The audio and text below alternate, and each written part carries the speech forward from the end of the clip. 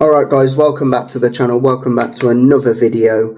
Now in today's video I'm just going to be discussing West Brom's transfer window. I gave you my opinions on the transfers when they happened. So in this video I'm just going to be looking at each transfer, what we've made, outgoings, incomings, and I'm just going to be giving you my thoughts on them. Yeah, so first of all we're going to go with the outgoings, and it's going to be in no particular order.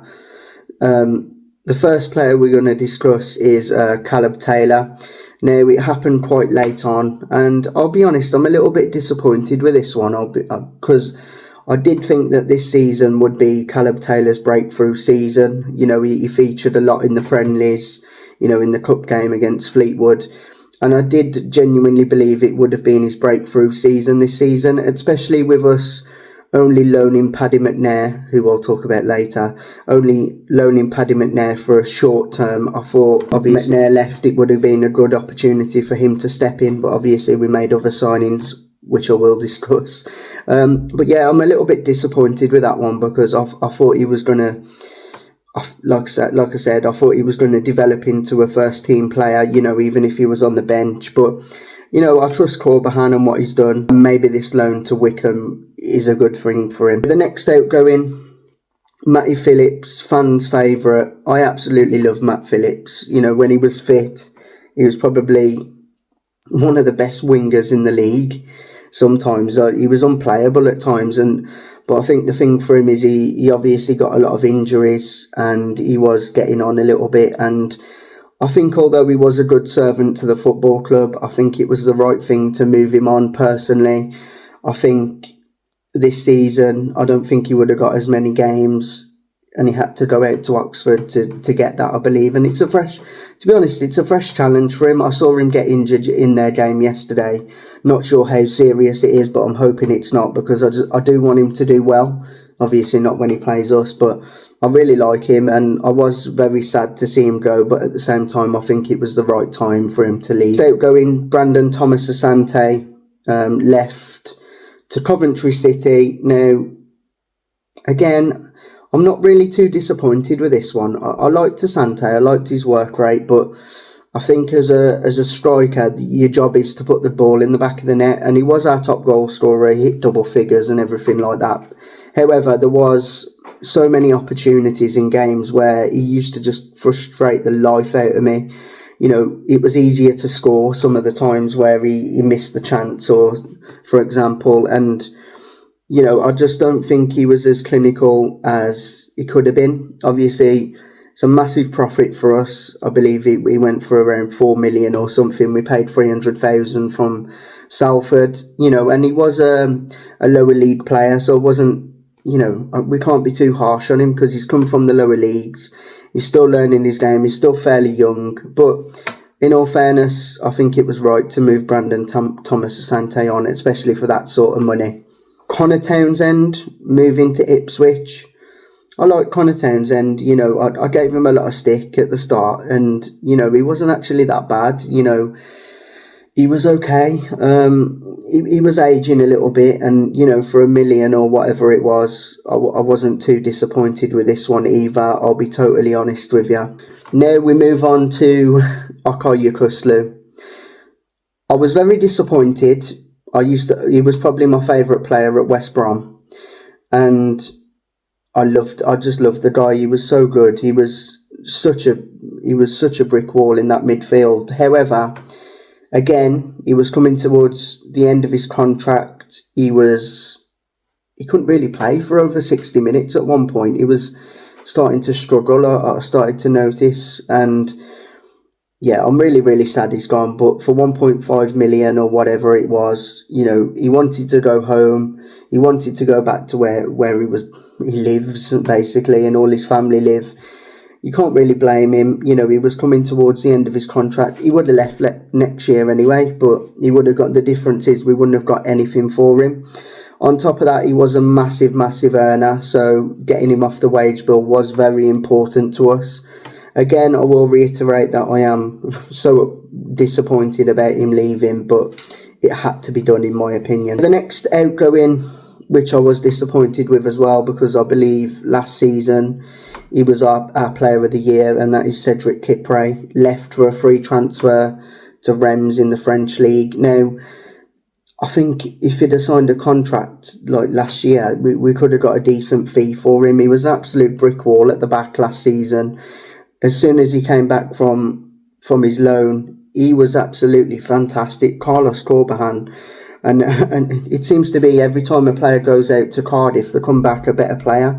Maybe, like George said, they don't like it there, so they want to come back. But, you know, this is twice. Like, Kipre came back from Cardiff on loan, and he was a monster at the back. My player of the season for sure last season. We've seen it this season with Karlan Grant. He's came back and he looks a totally different player. Now, I believe that is down to Corbejan, obviously, getting the best out of players. But at the end of the day, if Kipre didn't want to sign the contract, he didn't want to be there, then what's the point of keeping someone who doesn't want to play for you anymore? There's no point. They're just going to sit on the bench sulking because they haven't got the move away.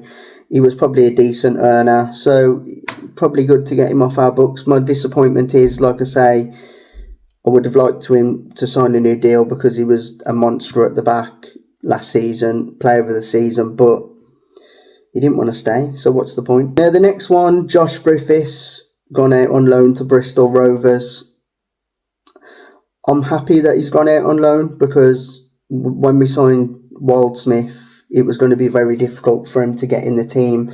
Obviously, Wildsmith got the Golden Glove for Derby last season in League One, and Alex Palmer got the Golden Glove in the Championship. So it was always good for him to go out on loan, get a bit of more first team experience. He's still young. He signed a long-term contract, and yeah, it's probably best for his development, to be honest. So the next one, Zach Ashworth, obviously academy player.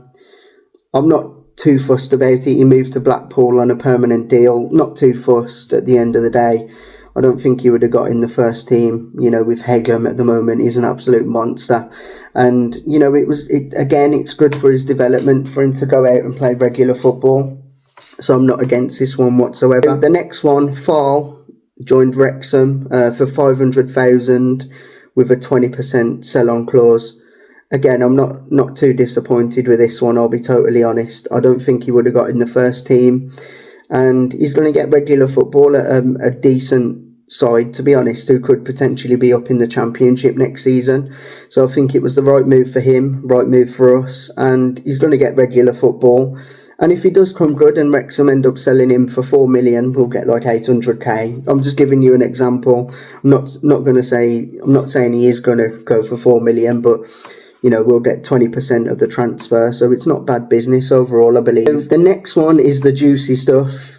We get into the incomings, and first player we cover is Usman Diakite. He played in Austria for Hartberg, and I've heard that obviously before his time at Hartberg, he used to play for Salzburg, and he did pick up a lot of injuries.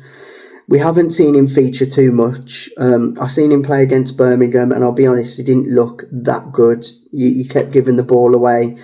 Maybe, you know, he just needs a bit of time to find his feet, but probably not the best signing at the moment, to be honest with you. He's a squad filler, and he's looked okay when he's came off the bench. Actually, in that game against Stoke where he came on, he was very good. So, you know, it was a little cameo appearance, but he seems like a good option to have off the bench. Now the next one, absolute Rolls Royce of a defender, Torbjørn Hegem. What an absolute player this man has been in the time he's been here. QPR, he looked absolutely brilliant. He looked our best player in the Birmingham friendly. He looked good against Stoke, and he looked good on the weekend against Swansea as well. I just think he's a tidy player.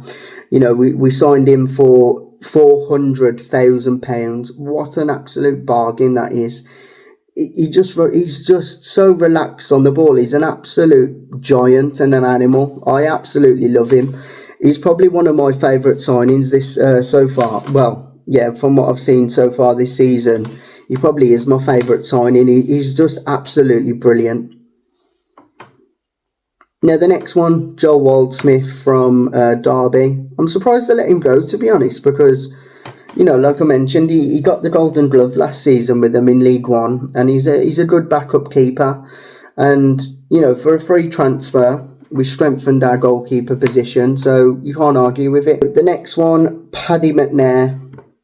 Not too sure what to make of this one, to be fair, because I don't think he's going to feature much. I think it's going to be one of those loan signings where it's a little bit pointless because he's hardly going to come on the pitch. He played against Fleetwood.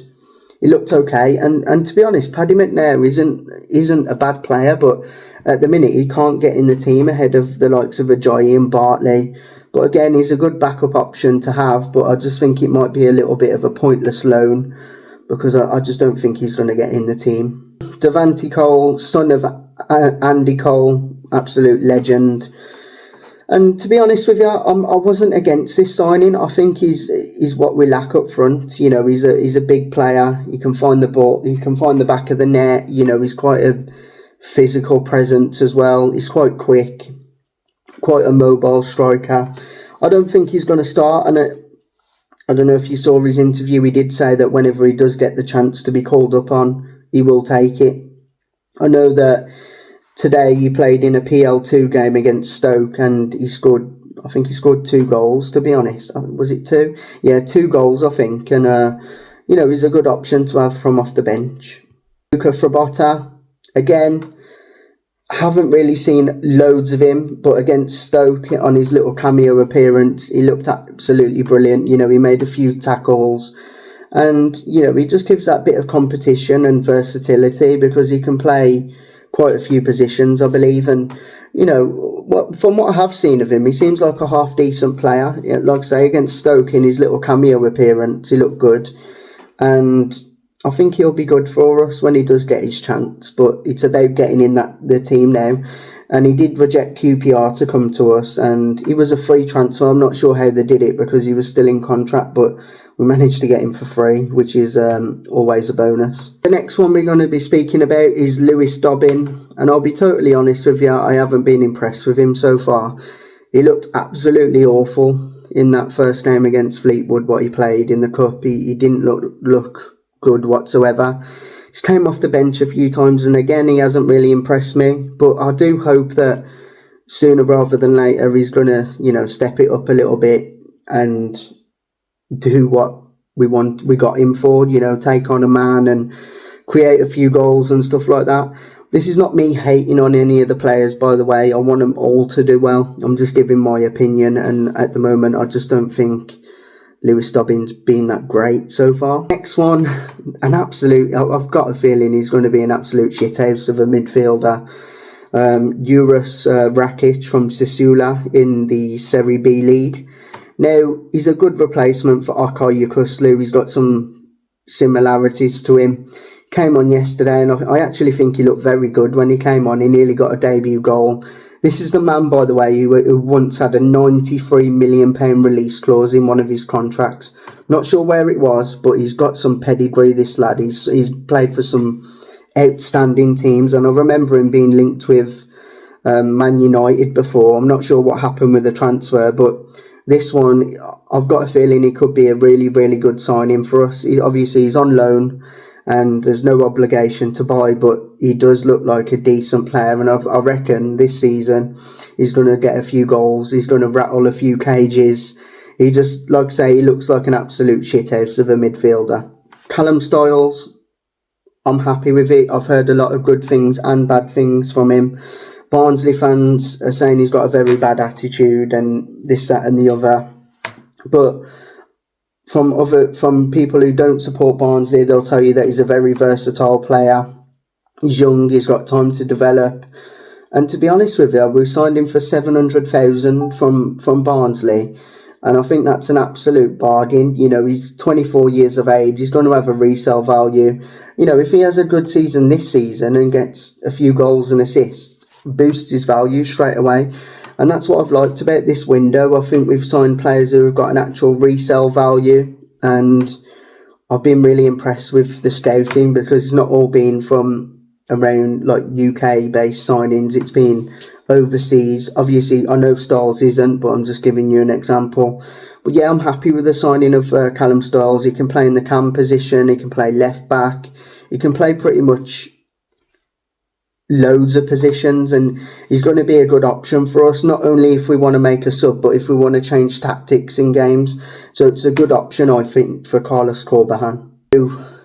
For the big one, and this was probably, these two signings are obviously what we made on deadline day, and my God, it was the most exciting deadline day I've seen in years. I've been disappointed, left disappointed with a lot of our deadline days. Not this time, not with Shilan Patel at the helm. And that was Mikey Johnston signing on a permanent 4-year deal from Celtic, £3 million. Absolutely delighted with it. I'm so happy with this signing.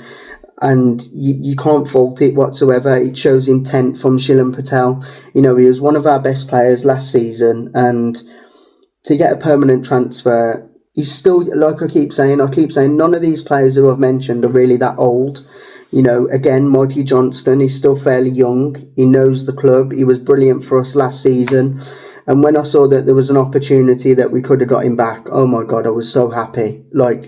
I didn't think it would happen because obviously Sheffield United were leading the race, Burnley were leading the race, but 10 out of 10 signing for me, absolutely fantastic, and I can't wait for him to put on the famous blue and white shirt once again and play in front of our fans, because after all, he is electric. Last signing, which obviously concluded our deadline day, was Mason Holgate on loan from Everton. It's been a transfer window of a few reunions. Obviously, Mikey Johnston with Swifty and that, and obviously Mason Holgate knows a lot of the players from his stint with us last time. I'm not against this signing. I believe we needed a backup right back, and he is a very versatile player. He can play right back, he can play centre back. Very happy with this signing.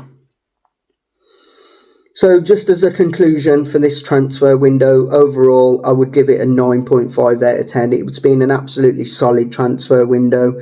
Shilan Patel, to say that we've signed all these players, which we could basically field a whole starting 11 from, is absolutely outstanding. And to still make a profit in this window, obviously we got sell-ons from the likes of Dar Rocher, we sold Townsend, we sold Asante, we sold Yakuslu, so we made fees from them. Somehow the guy has still made a profit after signing all these absolutely brilliant players.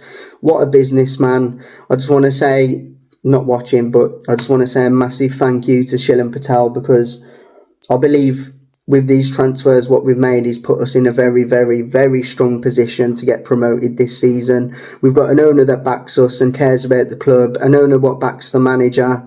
It's refreshing to see. I'm so happy with this transfer window. But guys, if you enjoyed today's video, again, comment your thoughts on the signings. What do you think? Was you surprised? I was, definitely. Also, like, share and subscribe. Thanks for watching, guys. Up the Albion.